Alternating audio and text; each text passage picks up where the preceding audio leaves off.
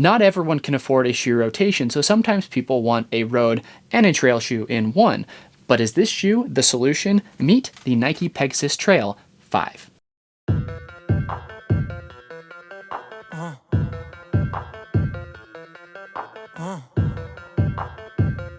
What's up, everyone? Welcome to Rad Dad Bod TV. I'm Eric McIntyre, aka Rad Dad Bod, and today we're talking about the Nike Pegasus Trail 5. If it's your first time here, feel free to jump around throughout the video. I actually have timestamps included in the description below, so if there's a certain aspect of the shoe that you're most interested in, feel free to jump there. But when you get a sec, I would appreciate it if you came back and watched the full video, as I put a lot of work and time into these to make sure that they're very educational and informative for you. Now, before I dive into intended usage or specs of the shoe, let's start off with some disclaimers and disclosures. I was given this shoe for free directly from Nike for the purpose of review. That being said, Nike gets no input on what I say about the shoe, and no one gets to see this video beforehand. These thoughts are entirely my own. Now, with that out of the way, let's talk about the intended use of the shoe. Nike designed the Pegasus Trail 5 as a commuter shoe, road to trail shoe in the daily trainer category. What that means is this shoe is made to be kind of a workhorse and can be used on both the road and the trails. And there are a couple of design elements that kind of speak to that usage. We'll talk about the specifics of those details when we get there, but all in all, this is made to do a little bit of everything in that daily workhorse category. And so we will evaluate the shoe under those conditions and assumptions. Pricing, this comes in at $150, which is slightly more expensive than many daily trainers nowadays, but is overall pretty in line with the market. In fact, when compared to its normal non-trail counterpart, it comes in at $10 higher, which makes sense because you're getting additional potential functionality or usage. From a spec standpoint, the shoe comes in at 10.5 ounces in a men's size 9, which is slightly on the heavier side of a daily trainer. That can probably be attributed to some of the rubber compounds that were used in the shoe, and again, we'll talk about that when we talk about the outsole, but honestly, for me, I didn't really feel a lot of that weight underfoot, and so I'm surprised actually that it weighs as much as it does. As far as stack, we're looking at 37 millimeters in the heel and 27.5 in the forefoot for a 9.5 millimeter heel to toe drop, which admittedly is high for a trail shoe, but pretty standard or almost low for a Nike. As far as the fit goes, I would say that this fits fairly narrow by normal running shoe standards, but is actually pretty spacious in the toe box by Nike standards. The toe box is definitely the bright point in the overall fit in the shoe. I think it fits pretty standard, but again, if you've run in Nikes before, you know that they tend to run very narrow, and so it's nice to see that the toe box is a little bit more breathable that way. And I found that to be consistent actually with the Nike Trail or the Nike Pegasus Trail line in particular. The midfoot is going to be fairly narrow, and the heel is pretty standard overall, and so if you are a wide foot runner, these probably are not going to be the shoe for you. From a length perspective, I feel like these fit true to size. I wore my standard men's 10.5 and didn't feel like they were short or long in either direction. All right, now let's break down the different aspects of the shoe, starting with the upper. The upper is made from an engineer mesh and has these different panels as well as fly wire cables running through the upper itself. The mesh itself is nice and comfortable. I did find that it wasn't the most breathable shoe, and I did feel pretty restricted as the tongue is pretty cushioned overall. And so for the most part, you're getting a pretty robust upper. I have a feeling that that is because these are made to be used on the trail as well, so they're looking for something a little bit more durable. It's definitely not the hottest shoe I've ever run in, but I would like maybe something a little bit more flexible, a little bit more breathable in the toe box and kind of through that midfoot. But the plus side of what they've done here is these additional overlays as well as the flywire cables running through keep your foot very, very secure in the shoe, and there's no sliding or shifting inside when you run. The tongue is fully gusseted, again, aiding in that lockdown, specifically in the midfoot. If you're unfamiliar with Nike's designs or Nike's technology, the flywire cables are just these cables that run through the sides or both sides of the shoe, which again are going to help cinch down around the foot as you tighten the laces.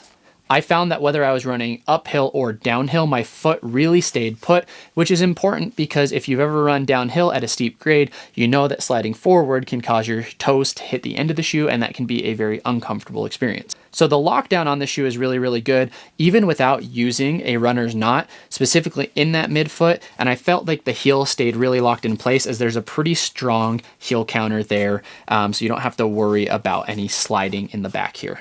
The other thing that's technically on the upper but part of the outsole is there is a good toe cap here. I'm going to talk about this as part of the upper because that's where it kind of sits, but the toe cap is really, really nice so that if you are running in kind of gravel or rocky terrain, you're not going to have to worry about busting a toenail. So all in all, the durability really, really is what stands out to me in the upper, but I do wish personally that it was a little bit more breathable, maybe a little bit more flexible overall, as it did feel a little bit stiff and a slight bit restrictive. In the midsole, the Pegasus Trail has the Nike React X foam, which is supposed to be fairly soft, and when you touch it and kind of squeeze it here, it does feel very soft in your hands, but underfoot, it has actually a decent amount of ground feel despite the stack height. I definitely wouldn't describe this midsole as squishy at all, again, even though you can compress it pretty good there. And I think that has more to do with the rubber outsole underfoot. And so as you try and compress the foam, you're going to be met with that harder rubber underfoot. So it's not going to feel quite as soft as the standard Nike Pegasus. That being said, I did find the foam to be comfortable, and it was really nice, and it's exactly what I would want in kind of a standard daily trainer form. I don't know if I would qualify the foam as responsive, and that's kind of how it's advertised, is it's a more responsive ride while still being soft. But I will say again that there is some decent ground feel in these shoes, and you definitely feel supported underfoot. The other thing is that the foam itself, just the way the geometry kind of compresses down on top of itself, makes the shoe a fairly stable option while not being a stability shoe. The base of this shoe tends to be a little bit wider than most Nike models again, and so if you're someone who hasn't been able to use Nike in the past because maybe they run a little bit too narrow for you and they're a little too unstable for you, I do believe that the midsole geometry as well as the wider base makes this a little bit more accessible for a number of audiences. Me personally, I wasn't a huge fan of the stability of Nike Trail lines outside of their stability shoes, but I do think that they made a lot of strides and made a lot of changes in recent years to that. And I think that the Nike Trail line, or Pegasus Trail line in particular, does a really good job of being supportive without sacrificing in some other areas. Now, from a versatility standpoint, I mean, you get the versatility of being able to run somewhat on trails. I think running in, kind of rainy or snowy weather is also very nice with the Pegasus Trail line because you get a little extra tread, which we'll talk about with the outsole. But from a midsole perspective, again, I would say this fits best in kind of those mid pace ranges. So I probably wouldn't do an interval session, but at the same time, I probably wouldn't use this for like a recovery run, though I did, and it is perfectly fine to use that in that space. But I think the ideal space is kind of those daily easy runs, maybe up to kind of threshold if you want to go that route. But as with any daily trainer, you can do everything in it. The shoe will survive, the shoe will last. It just isn't going to be the best choice for some of those faster runs or maybe the really cushy run where your legs are feeling particularly beat up. From an outsole perspective, Nike came out with a new rubber for these shoes. It is their own proprietary blend. And what I will say is that while it is maybe an upgrade over the Pegasus Trail 4, it's still not as good as the Vibram compound that they're putting on some of their more technical shoes. In the trail world, Vibram is just kind of the gold standard, and they've started to put it on some of their other shoes like the Zagama Trail. And so it would have been nice to see them put Vibram on this shoe, but that likely would have raised the price point, so I understand why they didn't. That being said, while the traction is going to work well on roads, even somewhat slicker roads a little bit, it's not going to do super, super well if it's probably a downpour or there's lots of ice in particular on the roads. And I would say that I would not take these shoes out on technical terrain. That being said, on dirt trail, on gravel trail, bark chip trail, places where you maybe want a little bit of extra traction, so you wouldn't want to wear your normal road shoe and get kind of the outsoles totally torn up, that's where the Pegasus Trail 5 is really going to shine. So that's where it's kind of a commuter shoe. It's a road to trail shoe. Personally, I put more road miles on it than I did trail miles, and I found that it's a really good winter option so long as you're not running, again, directly on ice. The other nice thing about having an aggressive rubber or an aggressive tread on a commuter shoe like this is that these shoes tend to last a really long time in terms of durability, because you're going to get that extra protection for the midsole, which is going to cause that midsole to last longer, and that durable rubber is really going to last no matter how you're using it. Now, I did put treadmill miles on these shoes, actually quite a few treadmill miles on these shoes as well, and I will say that the tread is tame enough that you could also wear it on the treadmill, though you may get some strange looks, and I got some strange comments in my comment section. Now, who's this shoe for? I think the primary use case, again, is someone who is maybe balling on a budget and wants a shoe that they can also run trail on while also being comfortable on the road. It's not a shoe that I would take on technical terrain, like I said, but there's just enough tread on there that it's going to do really well on some tame trails, bark chip, gravel, dirt roads, fire roads, things like that. And so if you're wanting something with a little bit more tread, maybe you live somewhere where it snows in the winter and you want to be able to run on the roads and have a little bit extra traction, that is where I primarily use these types of shoes. And I've been a big fan of the Nike Pegasus Trail line for a while because of that.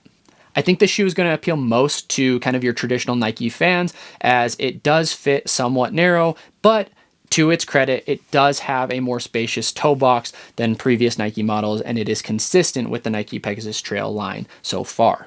I think if you can afford to have a shoe rotation and you're looking for a shoe to even do kind of a little bit of everything on the trails and you're a big Nike fan, I would probably push you towards the Nike Zagamas, as I'm actually a big fan of the Zagama Trail 2s that came out this year. And then just go with like the normal standard Pegasus for your road runs, but understanding that sometimes you're going to be running across multiple terrains, depending on where you live. Again, that would be an excellent use case for this shoe. Now, from a comparison standpoint, just looking back to past Nike Pegasus Trail models, I've run in the 1 through 4, and I actually, again, was a big fan of the Nike's Pegasus Trail model all throughout. I will say that the foam on these shoes, as well as the tread combination, for the Trail 5, it does seem to be a little bit firmer than the 1 through 3 and be more in line with the Pegasus Trail 4, but with slightly better tread. So if you liked the Pegasus Trail 4, and there will be a Gore-Tex version of this coming out, by the way. So if you're a fan of the Pegasus Trail 4, you will probably like the Pegasus Trail 5. If you did not love the 4, but love the 1 through 3, this is going to be, again, a little bit firmer, a little bit stiffer than those previous 3 models, so keep that in mind.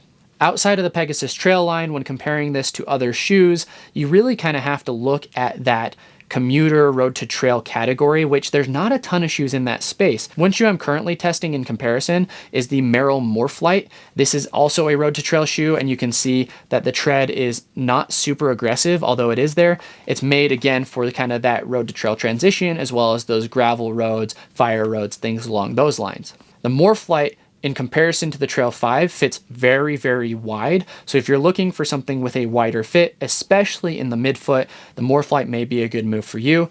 The other thing, though, to compare is that the Trail 5's traction is significantly more aggressive than the Morphlite itself. So if you're doing a little bit more trail, a little bit less road, I might go with the Pegasus Trail 5. But if you're going a little bit more road with a little bit of trail, dirt trail, kind of things like that, then you might want to look at the Morphlite. But again, this will do probably worse on slightly technical terrain because there's really not much tread there at all. The other thing I'll say is the Morphlite foam is a little bit denser in terms of like how it feels underfoot. It's a lighter overall shoe, but you're not going to get much of that compression and pop that you would get in the Pegasus Trail 5. Again, I wouldn't necessarily call this responsive, but it gives you some good ground feel. It gives you a little bit of pop off the ground, while the Morphlite feels a little bit more flat in comparison. So again, not a whole lot of shoes that I have personally that I can compare to the Pegasus Trail 5. It's firmer than the standard Pegasus Trail, but it's going to be more responsive again than something like the Morphlite. Other shoes to consider that I haven't tried would be like the Ultra Outroad. The Clifton Challenger is another shoe that kind of fits in this category, where the Challenger is probably going to be much more cushioned and maybe more of a easy day or longer mileage shoe than the Pegasus Trail 5. So there you go, that's the Nike Pegasus Trail 5. Just in summary, the shoe does a really good job, and it's a durable daily workhorse for runners who want to do a little bit of road, a little bit of trail, or maybe running multi-terrain. It's gonna shine best, I think personally, in that gravel road, fire road type situation, or if the ground is a little bit snowy with some fresh snow and not ice. I like the overall feel underfoot, but if you are a wide-footed runner, you're probably not going to like the shoe. If you're someone who's liked Nikes in the past and you're a Nike Trail loyalist or a Nike loyalist in general, then this shoe is going to be right up your alley. So overall, I enjoyed the miles in it, but I do think that it's going to be a very specific audience, specifically more of the Nike fans that are really going to love running in this shoe. And if you like the Nike Pegasus Trail 4, then this is going to be an upgrade over that in my mind. If you stayed around to this point, I sure appreciate you. Please don't forget to like and subscribe to the channel, and let me know in the comments if there's any other questions that you would have about the Nike Pegasus Trail 5 that I can answer that weren't addressed in this video. And with that, I'll just leave you one last question, which is, how do you guys feel about commuter shoes or road to trail shoes? Do you feel like it's necessary to have these in your shoe rotation? Thanks, everybody.